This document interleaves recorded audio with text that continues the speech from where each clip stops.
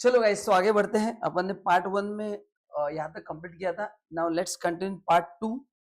तो आज का जो पहला प्रीक्विजिट है वो है use of movable assets and दूसरा है ट्रांसफर ऑफ मूवेबल एसेट। तो कंफ्यूज मत होना। यूज का मतलब टेम्पररी पर्पस के लिए आपको एम्प्लॉयर ने एसेट्स प्रोवाइड किए यूज करने के लिए, कुछ समय के बाद आप उनको वापस दे देंगे। एंड ट्रांसफर का मतलब आपको बेच दिया है। चलो तो पहले बात करते हैं यूज। अब यूज में ये एसेट्स नहीं आएंगे। आप बोलेंगे क्यों सर? क्योंकि उनके लिए ऑलरेडी प्रोविजन बन चुके हैं। सो मोटर कार, लैपटॉप, कंप्यूटर ये अपन ऑलरेडी डिस्कस कर चुके हैं कि मोटर कार का परक्विजिट अपन ने डिस्कस किया। लैपटॉप, कंप्यूटर, टेलीफोन, मोबाइल ये फैसिलिटी एग्जेम्प्ट है। तो कार का डिस्कशन हो चुका है। Laptop, computer, telephone, mobile facility है तो एग्जेम्प्ट है। ये एग्जाम परक्विजिट में दिया है जो मैंने आपको पढ़ने को बोला था। ठीक है। अलाउंस है तो टैक्सेबल है। तो ये 5 मूवेबल एसेट का ऑलरेडी डिस्कशन हो चुका है। तो जो एसेट्स पहले डिस्कस नहीं हुए वो यहाँ पे कवर करना है।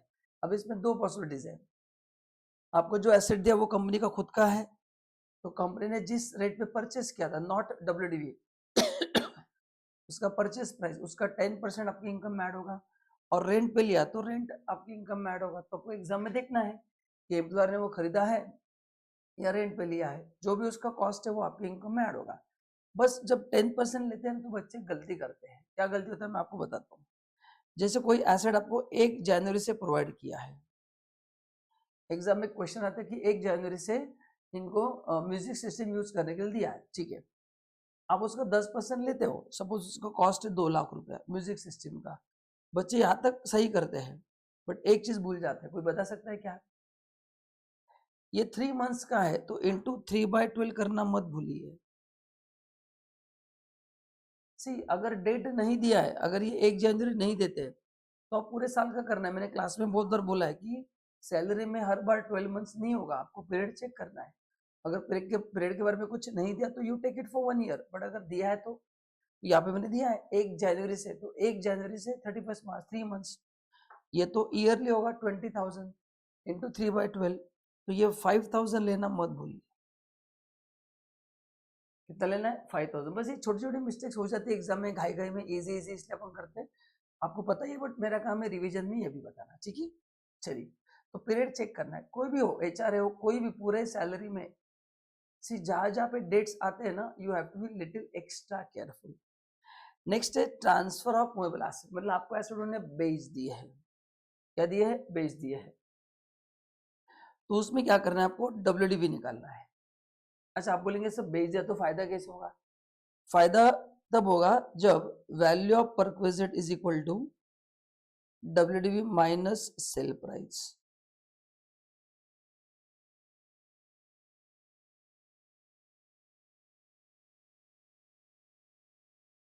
डब्ल्यूडीवी माइनस सेल प्राइस मतलब आपने जो पैसा दिया वो कम दिया है। डब्ल्यूडीवी 45,000 है, आपको एसेट मिला 43,000 में, एग्जाम्पल है। तो बोला आपको फायदा हुआ कि नहीं हुआ? तो ये 2,000 आपकी इनकम में ऐड होगा। तो पॉइंट नंबर 1, जो आपने पे किया वो परक्विजिट नहीं है। जो आपने सेव किया, सेव मतलब the price which you paid less than whatever amount you paid is less than WDV, वो आपकी इनकम में ऐड होगा। वो आपकी इनकम में क्या होगा? ऐड होगा एंड अकॉर्डिंगली वर्किंग किया जाएगा। Is this clear? सबको समझ में मैं क्या बोल रहा हूँ? कंफर्म? चलिए, तो अभी निकालना कैसे? तो आपको डेप्रिसिएशन निकालना है। इलेक्ट्रॉनिक आइटम्स का 50% रिड्यूसिंग बैलेंस मेथड, मोटर का 20% reducing balance method, other item जो है 10% straight line method. Straight line method का मतलब है हर साल डेप्रिसिएशन का अमाउंट सेम रहेगा, रिड्यूसिंग बैलेंस में हर साल डेप्रिसिएशन का अमाउंट चेंज होगा। ठीक है। तो अब इसमें सबसे इंपॉर्टेंट क्या है? ये जो डेप्रिसिएशन निकालना है, ये निकालना है कंप्लीटेड ईयर्स के लिए। किसके लिए निकालना है? कंप्लीटेड। ये इंपॉर्टेंट है ना। तो बाकी इलेक्ट्रॉनिक आइटम्स में क्या आता है ये आपको पता है। ठीक है। तो कंप्लीट का मतलब क्या, पहले आपको बताता हूँ। जैसे सपोज एग्जाम में क्वेश्चन देंगे, मैं यहाँ पे हेडिंग लिखता हूँ। हेडिंग क्या है? Transfer of asset.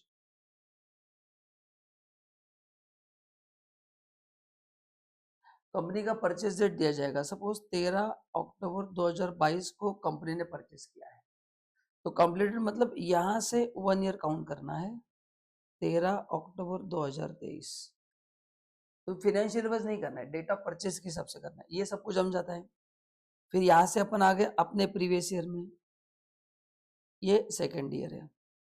अभी यहाँ पे बच्चों को कंफ्यूजन हो सकता है कि जब अपन 24-25 में आएंगे डेप्रिसिएशन लेना है कि नहीं लेना है, it depends date of sale क्या है।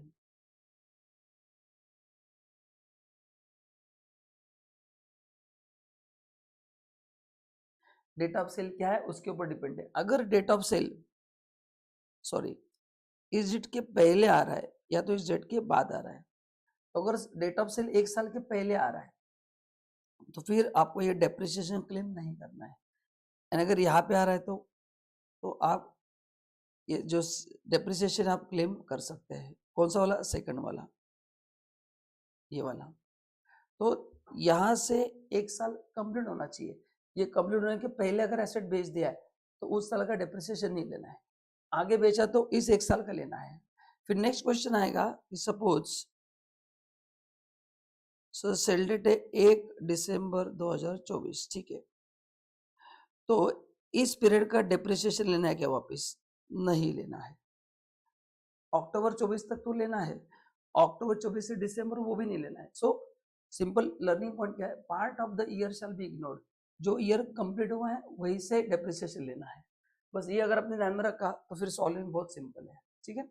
तो जब भी आप 24-25 में जाएंगे, 1 ईयर कहाँ पे खत्म हो रहा है देखो, सेल डेट उसके बाद है तो वो क्लेम करो, सेल डेट उसके पहले है तो वो क्लेम नहीं करना है, बस इतना ही है, ठीक है। चलिए आगे बढ़ते हैं। Next is medical facility. ना मेडिकल फैसिलिटी में गवर्नमेंट हॉस्पिटल है या हॉस्पिटल एम्प्लॉयर का है, दोनों में खर्चा एम्प्लॉयर ही कर रहा है, फुल्ली एग्जेम्प्ट। देन अगर रीइंबर्समेंट हुआ है कौन से हॉस्पिटल का, which is approved by chief commissioner of income tax for specified disease, तो वो भी एग्जाम्प्ट है। मतलब ये सेकंड वाला जो है ये गवर्नमेंट का भी हो सकता है, ये किसी का भी हो सकता है, ये अदर देन गवर्नमेंट भी हो सकता है, बट ये सीसीआईटी ने अप्रूव किया है फॉर स्पेसिफाइड डिजीज, तो भी एग्जाम्प्ट है। तीसरा मेडिक्लेम आपका निकाला है, वो भी एग्जाम्प्ट है।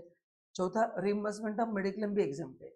तो इंडिया में technically only private hospital taxable है, बाकी आपका मेडिक्लेम आपका खर्चा पूरा एग्जाम्प्ट है, ठीक है। प्राइवेट हॉस्पिटल टैक्सेबल है फुल्ली।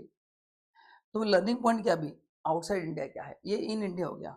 आउटसाइड इंडिया देखो 3 खर्चा आएंगे, सबको पता है। एक ट्रैवलिंग कॉस्ट आएगा, दूसरा वहां पे रहने का खर्चा, तीसरा ट्रीटमेंट। तो 3 चीजों का खर्चा होगा। तो एक एक करके देखते हैं। पहला मेडिकल एंड स्टे एक्सपेंस, तो वो जो पेशेंट है उसका ट्रीटमेंट वहां पे होगा एंड वहां पे रहने का खर्चा होगा। अच्छा, जाते से मैं आपको एक ही केयरटेकर लेके जाना है, तो 1 पेशेंट प्लस 1 केयरटेकर, उसके ऊपर जितने भी लेके जाएंगे उनका फुल्ली टैक्सेबल है। तो रहने का खर्चा 2 लोगों का, ट्रीटमेंट का खर्चा 1 लोगों का। कितना एग्जाम्प्ट है? To the extent permitted by RBI. Exam में आरबीआई का लिमिट दिया जाएगा। अगर एम्प्लॉयर ने उससे ज्यादा खर्च किया तो जो एक्स्ट्रा किया वो इनकम में ऐड होगा, विद इन लिमिट है तो कुछ भी ऐड नहीं होगा। तो आरबीआई लिमिट 70,000 है, एम्प्लॉयर ने खर्च किया 91,000, बोलो कितना एक्स्ट्रा खर्च किया? 70 का 91 किया, 21,000 एक्स्ट्रा किया, उतना आपकी इनकम में ऐड हो जाएगा। तो what is you spend above 70, मैं एग्जांपल दे रहा हूँ, हाँ ठीक है। एंड ट्रैवल का कब एग्जाम्प्ट है? ट्रैवल में आरबीआई लिमिट नहीं है। ट्रैवल में क्या बोला है कि आपका जो टोटल इनकम है ये अगर 2 लाख से ज्यादा है तो ट्रैवलिंग कॉस्ट फुल्ली टैक्सेबल है, 2 लाख से कम है तो फुल्ली एग्जेम्प्ट है। कितने से कम है? 2 लाख से कम है तो फुल्ली क्या होगा? एग्जेम्प्ट होगा। 2 लाख से कम होगा तो कितने से कम? 2 लाख। नेक्स्ट लीव ट्रैवल का, हाँ तो अभी कॉस्ट ऑफ ट्रैवल अभी तो एग्जाम में क्या करना है बता दो, इंपॉर्टेंट है वो, बता भूल ही गया। जब भी आप मेडिकल पर्पज के लिए इंडिया के बाहर गए हो तो क्या करना है? पूरे क्वेश्चन सैलरी का कंप्लीट करना है, कैलसी टोटल लो। अगर टोटल 2 लाख के ऊपर है तो ट्रैवलिंग ऐड करो, उसके बाद कोई एडजस्टमेंट नहीं होना चाहिए। This should be the last adjustment, क्योंकि अपने को सभी इनकम को कंसिडर करना है, बराबर है। तो पूरा क्वेश्चन कंप्लीट करके एंड में ऐड करना है। अभी टेक्निकली यहाँ पे जीटीए लिखा है तो ओनली सैलरी नहीं, एचपी इनकम, सभी इनकम देखना है, ठीक है ना। तो ये सभी इनकम का अंदाजा लेना है, उतना पता चलता है कि 2 लाख के ऊपर जाएगा कि नहीं जाएगा, एंड अकॉर्डिंगली ऐड करना है, ठीक है। एंड ओनली सैलरी दिया तो उसी का total low before this adding this, and 2 lakh के अंदर तो छोड़ दो, नेक्स्ट, लीव ट्रैवल कंसेशन का मतलब क्या है कि आपको कंपनी घूमने के लिए टिकट निकाल के देती है, आने जाने का टिकट ओनली, तो उसका खर्चा एग्जेम्प्ट है सब्जेक्ट टू कंडीशन। वहाँ पे रहने का खर्चा क्या, टैक्सेबल, साइट सीइंग का खर्चा क्या, taxable, car hire charges taxable, food taxable. So related to tour other than your pure travelling cost, अगर कोई खर्चा एम्प्लॉयर करता है तो इनकम में ऐड होगा। तो यहाँ पे जो भी बेनिफिट मिलेगा इसको मिलेगा, बोलो आने जाने का खर्चा। देखो क्या कंडीशन है, तो if employee goes on travel in India, exemption India में गया तो मिलेगा ऑन लीव विद इस फैमिली मेंबर को लेके जा सकते हैं, and travelling cost is reimburse by the employer. Reimburse मतलब पहले आप खर्च करो वो बाद में देंगे, या डायरेक्ट वो भी टिकट निकाल के देते हैं। देन ये पूरा एग्जाम्प्ट है। How many journeys in a calendar block of 4 years 2 years, तो 4 calendar year, January to December, 4 calendar year में 2 साल आप जा सकते हैं, मतलब 2 बार, 2 साल में से 2 जर्नीज आप जा सकते हैं। ठीक है, 2 जर्नी आप कभी करो, 1 साल में करो, 2 साल में करो, आपका चॉइस है। अभी 4 साल में 2 बार जाना है सपोज, अच्छा 2 बार में कौन सा खर्चा एग्जाम्प्ट है, खाली ट्रैवल, आने जाने का टिकट का खर्चा एग्जाम्प्ट है। अभी सपोज 2 में से आप 2 बार नहीं जा पाए, 1 बार नहीं जा पाए या 2 बार नहीं जा पाए, तो आप ये कैरी फॉरवर्ड कर सकते हैं, but maximum carry forward 1 journey होगा। तो 2 में से 2 भी पेंडिंग है तो 1 ही होगा कैरी फॉरवर्ड, और 1 है तो 1 ही होगा। बट जो कैरी फॉरवर्ड होगा उसके लिए और एक कंडीशन है, जब आपका नया ब्लॉक होगा ना, हाँ, उसके फर्स्ट ईयर में ही आपको उसको परफॉर्म करना है। तो सेकंड जो ब्लॉक स्टार्ट होगा उसके अगर फर्स्ट ईयर में परफॉर्म नहीं किया तो वो लैप्स हो जाएगा। And restriction on number of children 1/10/1998 के बाद अगर है तो मैक्सिमम 2 चिल्ड्रन के लिए बेनिफिट है, उसके पहले कितने भी हो फर्क नहीं पड़ता, उसके बाद 2 ही है, ये आपको ध्यान में रखना है। और ये मल्टीपल बर्थ तो सिंपल पॉइंट है, आपको लर्न करना है उसको। ठीक है, चलिए, तो गाइस ये हो गए इंपॉर्टेंट प्रीरेक्विजिट्स, मेन मतलब सभी बता दिए, कोई छोड़ा नहीं है। अभी अब हम बात करेंगे रिटायरमेंट बेनिफिट्स की। किसकी बात करेंगे, रिटायरमेंट बेनिफिट्स में पहला है ग्रेचुटी। अभी ग्रेचुटी में आपको 3 मेजर हेडिंग्स आपको ध्यान में रखना है। एक, during the continuation of employment क्या होगा, एक eight the time of retirement, and तीसरा आफ्टर डेथ। तो 3 पार्ट में इस प्रोविजन को डिवाइड किया है। तो पहला अगर कंटिन्यूशन है तो it is fully taxable for all employ, all मतलब गवर्नमेंट भी आ गए, मतलब आप काम कर रहे हैं, आपको पैसे की जरूरत है, तो अपने ग्रेचुटी फंड में से 3 लाख रुपए निकाला, तो आपकी इनकम में क्या होगा, वो स्ट्रेट अवे फुल्ली टैक्सेबल होगा। ऑल एम्प्लॉय मतलब सभी, गवर्नमेंट नॉन गवर्नमेंट सब। लेकिन अगर आप रिटायर हो रहे हो या आपका जॉब छोड़ रहे हो, एंड अगर आप गवर्नमेंट एम्प्लॉय कौन से, सेंट्रल स्टेट लोकल अथॉरिटी, तो पूरा एग्जेम्प्ट है। तो रिटायरमेंट के समय आप सेंट्रल स्टेट लोकल अथॉरिटी के एम्प्लॉय हो, पूरा एग्जेम्प्ट है। फिर बचे कौन, non government employee, and at the time of termination, उसमें 2 पार्ट है, चेक करने कि आप कवर्ड बाय ग्रेचुटी एक्ट हो, या फिर दूसरा क्या है,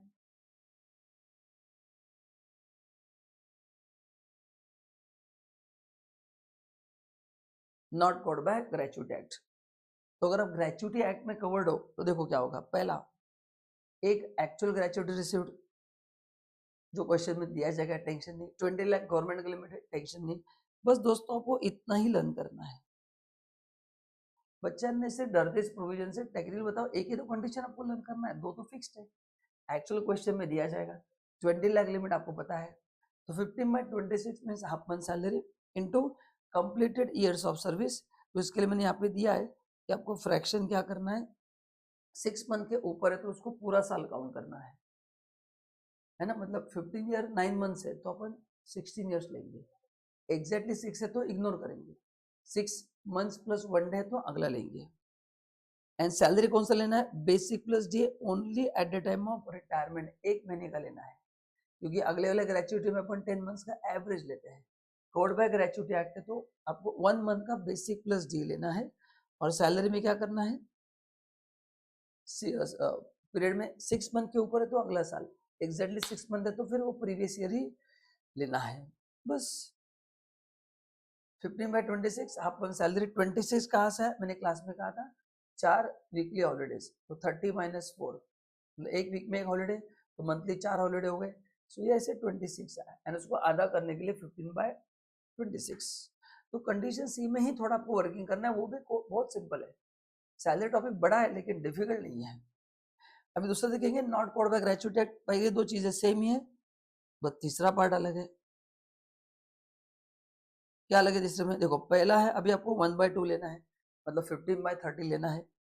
कंप्लीटेड ईयर्स में फ्रैक्शन को इग्नोर ही करना है। क्या करना है? इग्नोर। मतलब 15 ईयर 9 मंथ्स भी है तो 15 ही लेना है।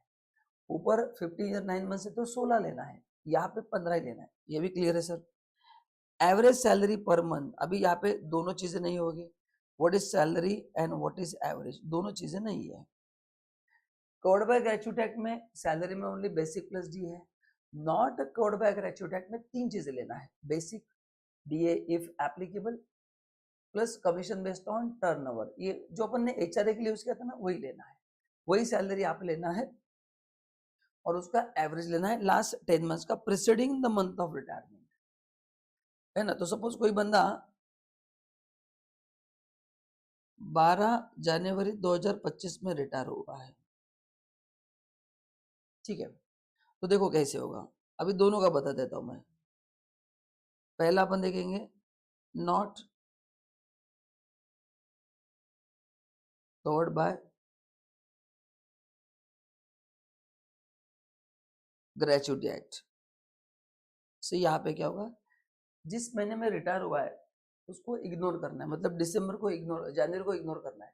तो दिसंबर से 10 मंथ्स, दिसंबर से 10 मंथ मतलब 1 मार्च से 31 दिसंबर, ऐसे आपको लेना है 10 मंथ्स। मार्च अप्रैल मई जून जुलाई अगस्त सितंबर अक्टूबर नवंबर 10 मंथ्स लेना है। तो जनवरी को इग्नोर करना है, इसको बोलते हैं हाँ। तो 12 जन से नहीं लेना है, preceding the month of retirement बोला है, तो 12 जन के पहले मतलब दिसंबर से 10 मंथ्स आपको काउंट करना है, ठीक है। यहाँ तक सिंपल है क्या? तो ये 10 मंथ्स का अपन क्या लेंगे, क्या क्या लेंगे बोलो? बेसिक लेंगे, डीए इफ एप्लीकेबल लेंगे, कमीशन बेस्ड ऑन टर्नओवर लेंगे, फिर आएगा टोटल, फिर टोटल डिवाइड बाय 10 आपका आएगा एवरेज सैलरी। ये 10 मंथ्स का बेसिक लो, 10 मंथ्स का डीए लो, 10 मंथ्स का कमीशन लो, टोटल लो, डिवाइड बाय 10 करो and then you get average salary, ठीक है। यहाँ तक क्लियर है क्या? तो ये आपको चीजें क्या करना है, ग्रेच्युटी के लिए मस्त लर्न करना है।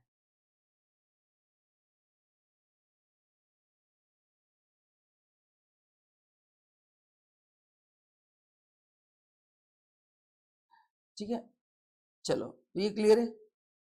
एंड लास्ट, अगर डेथ के बाद ग्रेच्युटी ड्यू होता है तो एग्जाम है, मतलब एम्प्लॉय की डेथ हो गई फिर ग्रेच्युटी ड्यू हुआ तो एग्जाम है, लेकिन डेथ के पहले ड्यू होता है तो फिर क्या है, टैक्सेबल है, because salary is taxable on due basis. But death वाला इतना एग्जाम में आएगा नहीं, ठीक है। तो ये था main points, I hope it is clear now. तो covered by gratuity act salary में बेसिक प्लस डी है, not covered by gratuity act basic plus D है प्लस कमीशन। वहाँ पे फ्रैक्शन कंसिडर होता है, यहाँ पे इग्नोर होता है। वहाँ पे एवरेज नहीं लेना है, यहाँ पे एवरेज लेना है, कंफ्यूज मत होना। Now leave salary, now what is leave salary? हर एम्प्लॉयर को हर साल 10, 20, 30 as per their policy paid leaves allow करता है। तो वो लीव्स अगर अपन ने नहीं लिए क्योंकि आपने को छुट्टी लेने का मौका नहीं मिला, काम बहुत था कंपनी में, तो उसका आपको मॉडरेट टर्म्स में कॉम्पेंसेशन दिया जाता है, बेनिफिट दिया जाता है, तो उसको बोलते हैं leave salary. So what is leave salary? Is a salary for, salary encash for unavailed leaves.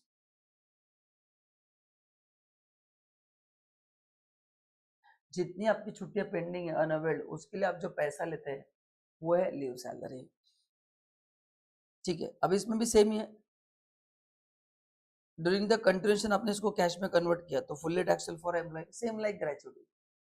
जैसे आपको कंपनी 20 छुट्टियां अलाउ करती है, आपने 16 छुट्टियां ली, कोई प्रॉब्लम नहीं, 4 छुट्टियां पेंडिंग है, उसका आपको सैलरी मिल गया, मतलब उस महीने का सैलरी मिलेगा प्लस 4 दिन का भी एक्स्ट्रा मिलेगा। ये मार्च में वर्किंग होता है पूरे साल का, तो मार्च में जितनी आपकी छुट्टियां पेंडिंग है उसका आपको एक्स्ट्रा भी मिलेगा, आपके इनकम में वो ऐड हो जाएगा। देन गवर्नमेंट एम्प्लॉई है eight the time of termination, यहाँ पे लिख के रखना at the time of termination, fully क्या है, और आपके नोट्स में ऐड रहेगा तो ऐड मत करना, फुल्ली एग्जाम्प्ट है। तो रिटायरमेंट हो या टर्मिनेशन, अगर आप सेंट्रल स्टेट गवर्नमेंट के एम्प्लॉय हो तो एग्जाम्प्ट, जैसे ग्रेच्युटी था वैसे सेम ही है। एंड नॉन गवर्नमेंट एम्प्लॉय के लिए 4 कंडीशन है, minimum of the following is exempt. कौन सा एग्जाम्प्ट है? Minimum of. तो पहला कंडीशन है अगेन एक्चुअल सैलरी, दोस्तों क्वेश्चन में दिया जाएगा, नो प्रॉब्लम सर, ये समझ में आ गया। 25 लाख रुपए उनका लिमिट है, no problem. 10 into average monthly salary, ये अपने को निकालना पड़ेगा। अभी एवरेज सैलरी कैसे निकालना वो पहले बता देता हूँ। सेम फॉर्मेट है, लीव सैलरी, ठीक है। मैंने रिटायरमेंट का डेट सेम रखा है। अभी यहाँ पे ना preceding the date of retirement लेना है, मतलब 12 जनवरी 25 से 10 मंथ्स पीछे लेना है, बस उतना ही फर्क है। ग्रेचुइटी में मंथ को अपन इग्नोर करते हैं, यहाँ पे इग्नोर नहीं करना। तो कैसे करना है सर? 1 साल पीछे जाओ, 2 महीने ऐड करो, तो 1 साल पीछे के तो क्या आएगा? 12 जनवरी 24, फिर 12 फरवरी 24 एंड 12 मार्च 24। तो ये आपको 10 मंथ्स लेना है। सो मार्च से अप्रैल, मई, जून, जुलाई, अगस्त, सितंबर, अक्टूबर, नवंबर, दिसंबर, जनवरी, ऐसे लेना है। तो ये रिटायरमेंट का डेट ध्यान में रखना है आपको, कि ग्रेचुइटी में उस मंथ को इग्नोर करना है, लीव सैलरी में वहां से 10 मंथ्स लेना है, ठीक है। और बाकी ये सब कुछ सेम ही है, ये एज इट इज आने वाला है। तो सैलरी का वर्किंग सेम है दोनों जगह पे, है ना। बेसिक सैलरी का फॉर्मूला सेम है, कंपोनेंट सेम है, एवरेज भी 10 मंथ्स का लेना है, ओनली पीरियड डिफर होगा, है ना। लीव सैलरी में जब रिटायर हो वहां से 10 मंथ्स प्रीसीडिंग द डे है, and gratuity not covered by gratuity में preceding the month of retirement है। बस उतनी 2 चीजें आपको ध्यान में रखना है। क्लियर है क्या सबको? है ना। तो इसको आप बाद में लिख लो या भी लिख लो, जैसे ही आपको टाइम है, बट इसको लिख कर रखना ताकि कंफ्यूजन ना हो, ठीक है। एवरेज मंथली सैलरी इनटू, हाँ भाई ये आपके लिए थोड़ा चैलेंजिंग काम हो सकता है, period of leaves unavailed in months. ये 2 ही चीजें जो मैं हाईलाइट कर रहा हूँ ग्रीन कलर से, वो आपके लिए वर्किंग करना है, बाकी सब रेडीमेड है। अभी period of leaves unavailed in months चाहिए, मतलब क्या? आप जब रिटायर हुए ना, तो आपकी कितनी छुट्टियां पेंडिंग थी, उसको डिवाइड बाय 30 करके मंथ्स में कन्वर्ट करना है। किसमें करना है? मंथ्स में। कैसे करना है सर? बहुत सिंपल है। अच्छा, ये सैलरी का डेफिनेशन मैंने बता दिया, ये बता दिया, ये बता दिया। अभी देखो, find out the period of leaves earn. अभी इसमें देखेंगे ये पीरियड कैसे निकालना है। मोस्टली एग्जाम में रेडीमेड दिया जाता है, क्योंकि तो बहुत बड़ा वर्किंग हो जाएगा, फिर भी आपको कुछ स्टेप्स बताता हूँ कैसे करना है। सबसे पहले ड्यूरेशन ऑफ सर्विस एग्जाम में दिया जाएगा, उसमें फ्रैक्शन को इग्नोर करो, सिंपल। इसको मल्टीप्लाई करना है, क्वेश्चन में दिया जाएगा कि एम्प्लॉयर ने 20 दिन की छुट्टी दी है, 25 दिन, 10 दिन, जो भी है, और 30 days which ever is less. So number of days allowed by the employer और 30 विच इज लेस। इससे आपको टोटल लीव्स पता चलते हैं कि उसने 20-25 साल जो भी काम किया, टोटल लीव्स कितने थे, उसमें से उसने जितना पैसा लिया है, जितना लीव्स को एंजॉय किया, कुछ लीव्स कुछ ने एंजॉय किया, कुछ का कैश लिया है, वो माइनस करो, फिर आप क्या आएंगे? Pending leaves eight the time of retirement, उसको डिवाइड बाय 30 करना है। तो ये मोस्टली दिया जाता है, नहीं दिया तो इसको फॉलो करना है, ठीक है। चलिए आगे बढ़ते हैं। Next again very important, pension. Pension and family pension में वापस बता दो फर्क। पेंशन ऐसे को मिलता है, एंड उसकी डेथ होने के बाद फैमिली मेंबर को जो मिलता है उसको बोलते हैं फैमिली पेंशन, वो इनकम फ्रॉम अदर सोर्स में जाएगा, ठीक है। तो अपन यहाँ पे पेंशन की बात कर रहे हैं, मतलब उसको खुद को मिल रहा है। उसमें अगर मंथली पेंशन है, अनकम्प्लीटेड का मतलब क्या है? मंथली। यहाँ पे लिख के रखना, अनकम्प्लीटेड मतलब monthly pension is fully taxable to all employee. क्या है? लिख के रखना वहां पे, अनकम्प्लीटेड का मतलब क्या है? Monthly. This is fully taxable to all employee. And commuted का मतलब क्या है? लिख के रखना यहाँ पे, लमसम। लमसम पेंशन अगर गवर्नमेंट एम्प्लॉय है, central, state, local authority and statutory corporation, totally exempt है। तो अगर आप ऑब्जर्व करेंगे, ग्रेचुइटी हो, लीव सैलरी हो, या लमसम पेंशन हो, अगर वो eight the time of retirement लेते हैं, करेक्ट ना, तो वो क्या है? एग्जाम्प्ट है। यहाँ पे लिख के रखना at the time of retirement, क्योंकि मंथली तो सप्लाई टैक्स लिख के रखना at the time of retirement और termination, at the time of retirement और टर्मिनेशन लिख के रखना, ठीक है। तो ये उनका हो गया। तो मंथली पेंशन सबके टैक्सेबल है, lump sum pension eight the time of retirement government के लिए एग्जाम, अदर देन गवर्नमेंट अपन लोग बचे। उसमें देखना है कि अगर आपको ग्रेचुइटी मिला है या ग्रेचुइटी नहीं मिला है, अगर ग्रेचुटी मिला है तो टोटल पेंशन का 1/3 एग्जाम्प्ट है, एंड ग्रेचुटी नहीं मिला है तो हाफ एग्जाम्प्ट है, सॉरी, एंड ग्रेचुटी मिला है तो 1/3 एग्जाम्प्ट है। Now the question is how to find out total pension. बता देता हूँ मैं, इसमें बच्चों का कंफ्यूजन होता है, एग्जाम में आपको ऐसा देंगे लमसम पेंशन मिला है 40,000 विच इज 40%। तो अभी अपने को क्या निकालना है, टोटल पेंशन। तो यही फॉर्मूला है, पहले आपको लेना है लमसम पेंशन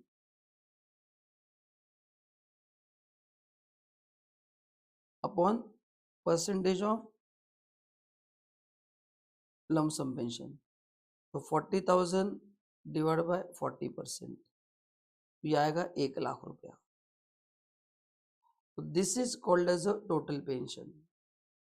बच्चे एग्जाम में गलती से 40,000 का 1/3 एंड 1/3 1/2 करते हैं, वैसे नहीं करना है।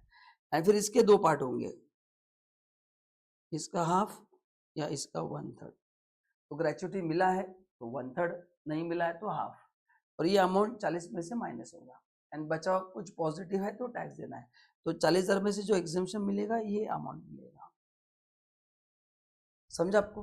तो बाकी का अगर पॉजिटिव तो टैक्स देना है, निगेटिव तो टैक्स देने की जरूरत नहीं। तो प्लीज ये वर्किंग आपको लेकर रखना है कि छोटे छोटे एडजस्टमेंट्स है, बट बच्चे अंदर से कंफ्यूज होते हैं, तो आपको कंफ्यूज नहीं होना है, डिटेल में आपको बता दिया है। और दोस्तों ये रिवीजन लेक्चर्स है ना, जो नॉर्मल लेक्चर्स में मैं 12 घंटे पढ़ाता हूँ टॉपिक, रिवीजन में मेरे को 2 घंटे में कंप्लीट करना है।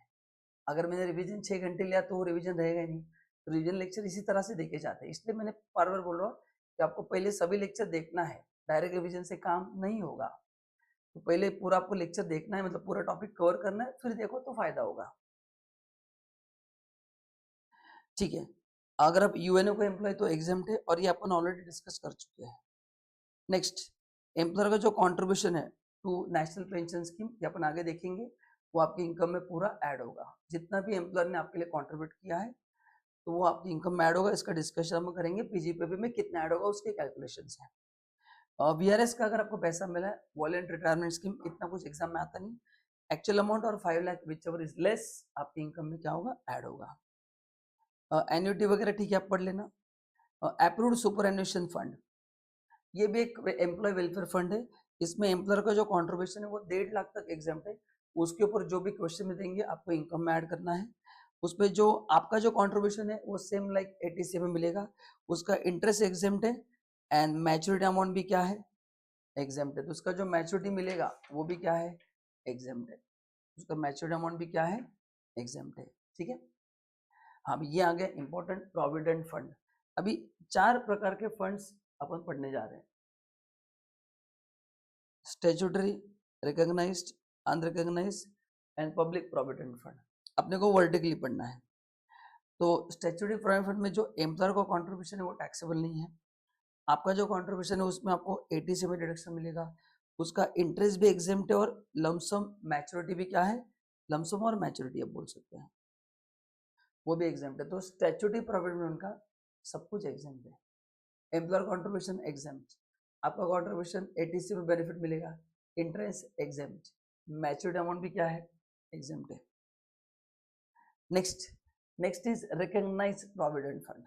नेक्स्ट क्या है, recognize provident fund. Now what is recognize provident fund, वहां पे जहाँ पे जिस, और स्टैट्यूटरी मतलब जो गवर्नमेंट एंटिटी के लिए कंपल्सरी होता है, रिकॉग्नाइज मतलब जहाँ पे एम्प्लॉय की संख्या 20 के ऊपर है वहां पे वो नेसेसरी है।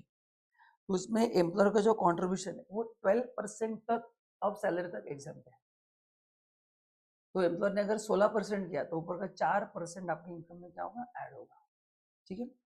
आपका कॉन्ट्रीब्यूशन 80 के लिए क्वालिफाई करेगा। इंटरेस्ट 9.5% एग्जाम्प्ट है, तो ये आपको प्रोपोर्शन निकालना पड़ेगा। एग्जाम में देंगे कि 11% से इतना इंटरेस्ट मिला है तो 9.5 से कितना मिलेगा, 11 से इतना, तो ऐसे निकालना पड़ेगा। एंड मैच्योरिटी अमाउंट एग्जाम्प्ट है। मैच्योरिटी अमाउंट क्या है, एग्जाम्प्ट है, कब, 5 साल तक।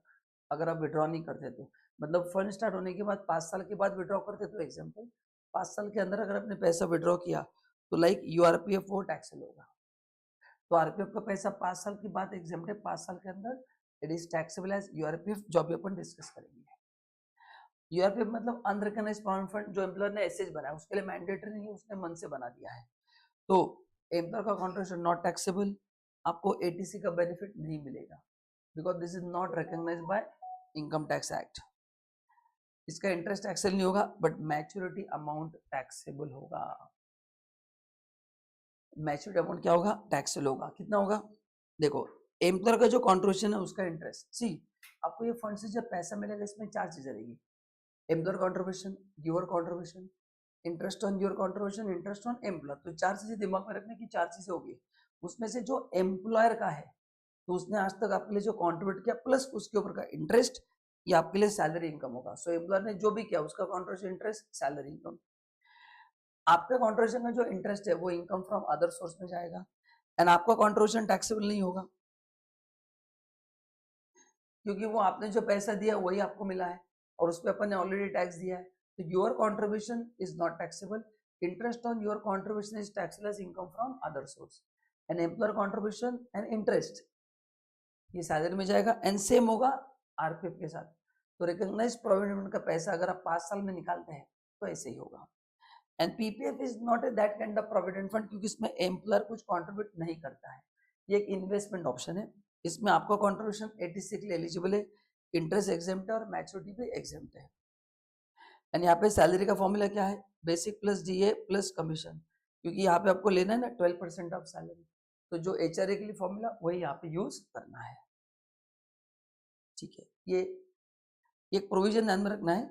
रिकॉग्नाइज प्रोविडेंट फंड अपन ने पढ़ा, national pension scheme and approved superannuation fund, मतलब recognise provident fund, national pension scheme and approved superannuation fund. इसमें जो भी कंट्रीब्यूशन है, कंट्रीब्यूशन बाय एम्प्लॉयर, अगर एक्सीड करता है 7.5 लाख तो वो होगा टैक्सेबल, है ना। इन तीनों में एग्रीगेट कंट्रीब्यूशन में इंडिविजुअल डिडक्शन मिलेंगे जो अभी अपन ने पढ़े, मैं बात कर रहा हूँ एग्रीगेट। तो एग्रीगेट कंट्रीब्यूशन 7.5 लाख के ऊपर है एम्प्लॉयर का, तो ऊपर का पैसा भी टैक्सेबल है और उसका इंटरेस्ट भी टैक्सेबल है। ये एग्जाम में कम आने के चांसेस है, तो इसकी वर्किंग बहुत कॉम्प्लिकेटेड है, तो अभी ये एक्सपेक्टेड नहीं है। एंड लास्ट पार्ट सैलरी का दोस्तों ये है डिडक्शंस। तो अभी इसमें पहला अमेंडमेंट हुआ है फाइनेंस एक्ट 24। पहले डिडक्शन 50,000 था, ये अभी कितना मिलेगा? ये आपको मिलेगा अभी 75,000, और gross salary which is less, ये सबको मिलता है। एंटरटेनमेंट अलाउंस अभी अपन ने फर्स्ट पेज पे पढ़ा है कि अल्टरनेट टैक्स रेजिम में दोनों नहीं मिलेगा, इसका बेनिफिट खाली गवर्नमेंट एम्प्लॉय को मिलेगा, नॉन गवर्नमेंट है तो फुली टैक्सेबल। एंड अगर आप गवर्नमेंट हो, सेंट्रल एंड स्टेट, तो इसमें से जो मिनिमम होगा वो एग्जम्प्ट होगा। जैसे एक्चुअल अलाउंस रिसीव्ड ₹5,000 और 20% of basic salary which ever is less. यहाँ पे बेसिक लेना है, डीए भी कुछ नहीं, तो बेसिक का 20% 5,000 एक्चुअल, उसमें से जो कम है वो माइनस होगा। तो इसकी खास बात क्या है एंटरटेनमेंट की, ये पहले ऊपर इनकम में ऐड करना है ग्रॉस सैलरी में, एंड फिर डिडक्शन में उसका बेनिफिट लेना है ना। तो ये ध्यान में रखना है कि ऊपर ही पहले इनकम में ऐड करो, बाद में डिडक्शन क्लेम करो। Next, professional tax. Professional tax का मतलब है टैक्स ऑन योर प्रोफेशन, ये basically revenue of state government है, ये आपको लूटने के लिए बनाया गया है, ठीक है। तो इसका कुछ ऐसा प्रॉपर लॉजिक नहीं है। इसमें क्या क्या होता है ध्यान से सुनना, इसमें डिडक्शन जो मिलेगा वो कैश बेसिस पे मिलेगा, मतलब ड्यू बेसिस पे नहीं मिलेगा। इसमें आपने जो अमाउंट पे किया तो मिलेगा, प्लस अगर एम्प्लॉयर ने कोई अमाउंट पे किया है तो वो आपके इनकम में भी ऐड होगा। अपन ने पढ़ा था लास्ट लेक्चर में, employee obligation paid by employer, तो आपके इनकम में भी ऐड होगा और आपको डिडक्शन भी मिलेगा। देखो दिया है मैंने। तो एम्प्लॉयर का कंट्रीब्यूशन ऊपर पहले आप सैलरी में ऐड करो, एंड डिडक्शन दोनों का मिलेगा, ध्यान से सुनना, जो एम्प्लॉयर ने किया वो भी मिलेगा, आपने किया वो भी मिलेगा। तो इनकम में खाली एम्प्लॉयर का ऐड होगा, लेकिन डिडक्शन एग्जाम में दोनों का क्लेम करना है, employer plus your own. So that's it guys, यहाँ पे सैलरी का अपन ने कंप्लीट किया। ये सैलरी के अलग अलग डेफिनेशंस है जो आपको अच्छे से क्या करना है, यूज करना है। एंड फर्स्ट टेबल जो मैंने दिया वो भी इंपॉर्टेंट है, जहाँ पे मैंने आपको अल्टरनेट टैक्स रेजिम में क्या क्लेम करना है क्या नहीं करना है ये दिया है। तो I hope you have enjoy the video. Video अच्छा लगा तो लाइक करना है, कमेंट करना है। If you want any other video please reply करो, अपन सभी रिवीजन अच्छे से करने वाले हैं। Thank you so much, bye bye.